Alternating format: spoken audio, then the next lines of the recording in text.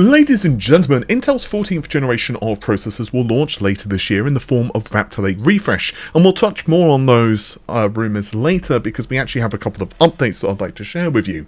But the architecture that most folks are waiting for at the moment from Intel is, of course, Arrow Lake. Now, Arrow Lake will contain two different core types essentially.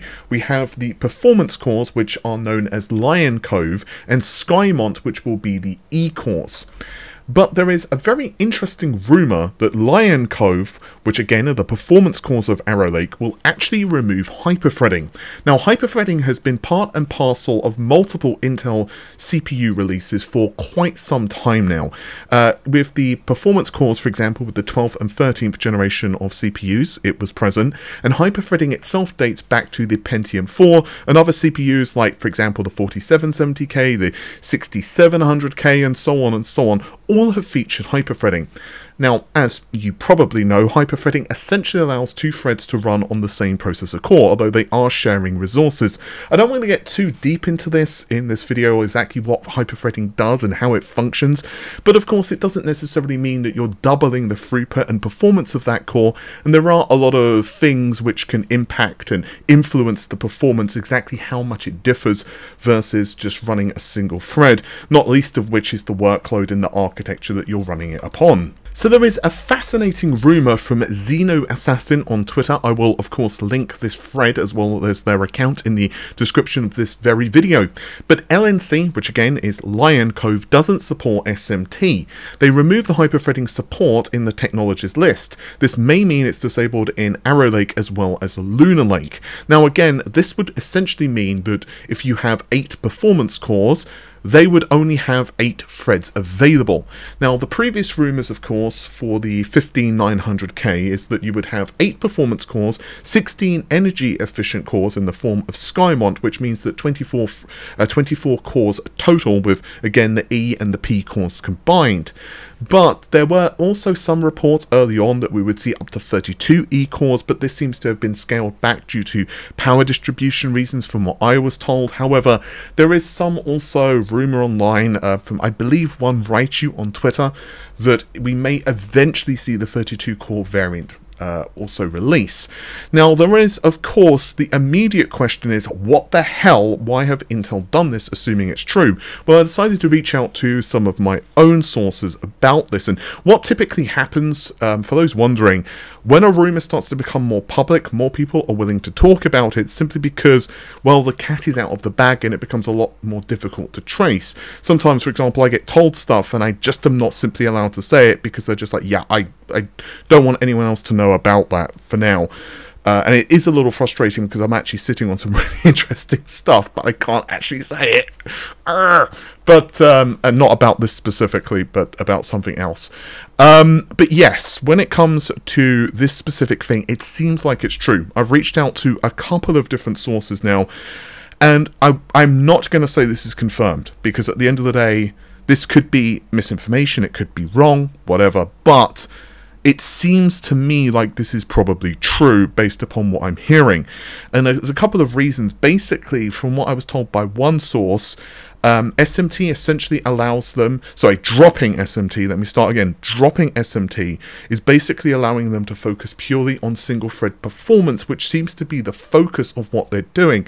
Now, how this is going to impact results in certain workloads against Zen 5, just to really make things simple here, we're essentially looking at 24 threads with the E and the P cores versus 16 cores and 32 threads of Zen 5. With that said, it's going to be very interesting because I'm pretty certain AMD will also be incorporating a hybrid architecture from Zen 6. I'm trying to find out more information about this, so I don't want to go too deep into that in this video. But yeah, it's going to be extremely curious to see how all of this plays out. Again, I'm not going to tell you guys to confirm this stuff and, you know, to put it in the definitely confirmed pile, because this information could be incorrect. But Xeno has a pretty damn good track record, and again, a couple of my sources who are really pretty accurate with a lot of stuff for Intel they're also telling me this is probably true at this point. So yeah, it's going to be very interesting to see how all of this plays out. I also promised you a tiny bonus piece of news for the Raptor Lake refresh, which again launches later this year. There is not too much to discuss about this at this point. There are no meaningful changes to the architecture. There is no additional cache, as I've said like a billion times at this point. But there are some small changes. So there is the inclusion of DLVR, so there's going to be slightly higher boost clocks. There are also some improvements to the integrated memory controller.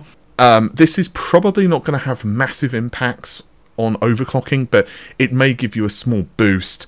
As for clock frequency, I've heard different things, and we're not quite at the final samples of the silicon yet, so any clock frequency I give you could probably be out by a smidgen, a jot, an iota, but it's probably going to be low 6 GHz, so we're not talking like 6.5 here, we're talking like 6.1, 6.2 if you're doing well, but of course it's going to depend on a lot of different things, not least of which how many cores are being loaded, blah blah blah. I've actually gotten asked by a couple of people, should they wait for the 14900s, for example, or should they just upgrade? I mean, it depends on the kind of deals you can get, honestly, you know, the deals on the motherboards. If you have a 13900K, for example, personally, and I say this from my own perspective, I probably wouldn't upgrade to 14900. That's down to you and your finances and stuff like that. But personally, I wouldn't. I mean, you can make a very good argument that a 12900K, if you're only gaming, is going to absolutely like rip through most things now anyway. Just a couple of other small things that I'd like to go through actually, and this is console related news, so if you're not interested in console stuff, you know what to do. But I just wanted to mention this because it's a couple of updates to stuff that I've been covering. So we'll start with the PS5 thingy madooby first.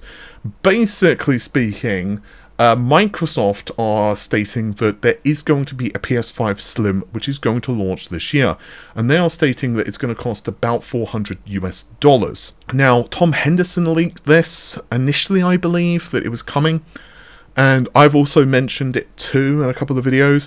There is no real surprise here. Everyone knows that this is going to be cost reduced and it's going to be cheaper.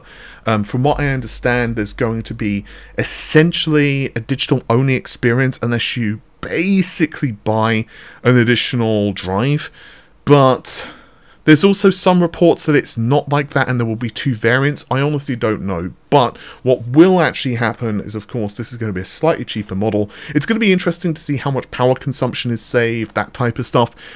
The thing is, though, it's still $400, which, you know, at this point in these console sales life is still pretty expensive. Microsoft, of course, just cranked up the price of the Series X. To my knowledge, and please correct me if I'm wrong here, I'm very interested. Can anyone actually remember any console generation where the price after like 2 or 3 years actually went up? Like, obviously you do sometimes have things like, when Sega were releasing the original Mega Drive, you know, or Genesis maybe if you're in the US, and then they had like the all-in-one, which the name eludes me right now. I think there were a couple of all-in-ones which included like the Sega CD, and I think even there was a variant with the 32X. That was more expensive, of course, than the original Sega Genesis, I think, but you know, apart from those like, you know, meme consoles, you know, very nuanced things, I don't think I've seen it with like the Xbox 360 or anything else. But last thing, this is just going to be a quickie. There is also a report, and this is actually from a very well-known, well-respected leaker, actually, Nash Weedle. Now, I'm going to leave a link to the website that I got sent this about, but basically, they are claiming that there is a Switch 2 development kit, which is in the hands of a Spanish game studio. Now, this is probably, and this is not my information, but this is probably Mercury Steam. They worked on certain Nintendo titles previously, not least of which is Metroid Dread, which, by the way, is a fantastic game, absolutely really good. And there are some also other reports online that the Nintendo development portal now has the NX2 listed. I don't know how, you know, real that is. It's not too difficult to Photoshop like something like that, so you don't exactly have to be a Photoshop, you know. You don't have to be a Photoshop whiz. You don't have to be like Deep McClelland or something like that. You don't have to be, you know, that good to be able to do something like that. So, you know, I don't know whether that's true or not. What I will say about the Switch 2/Pro is that I know it's coming. Nintendo have essentially confirmed at this point that it's true. They've said that, you know, they're going to make it easy to migrate to the new system. I think it's still going to be a portable device from what I've been hearing. It's still based on NVIDIA. It will support technology like DLSS 3, I think. I've heard that it's going to be roughly on par when you're utilizing DLSS to something like a Series S. But that's in terms of graphical capability, and obviously that's with upscaling and potentially frame generation. It's going to be significantly less powerful, of course, if DLSS is not used. I think really Nintendo need to release this system. I'm going to be very excited when they do. But anyway, guys, that's just about it for this particular video. It's been a bit of a bitsy one, I know, but yeah, hopefully you have enjoyed it. If you did, you know what to do. Leave a like on the video and all of that stuff. There'll be a couple of very interesting videos popping up in the next couple of days. I'm actually working on an exclusive and something else. I'm also going to try and give you guys an update to the I was about to say the 14th generation processors, the 15th generation processors, and what actually the whole thing about that is, and maybe also some stuff on AMD as well. So obviously, if you're interested in that, do subscribe. Anyway, apologies for not being on camera. As I said, this is a bit of a shorter video today, but take care of yourselves. Have an amazing day. Stay safe. Bye for now.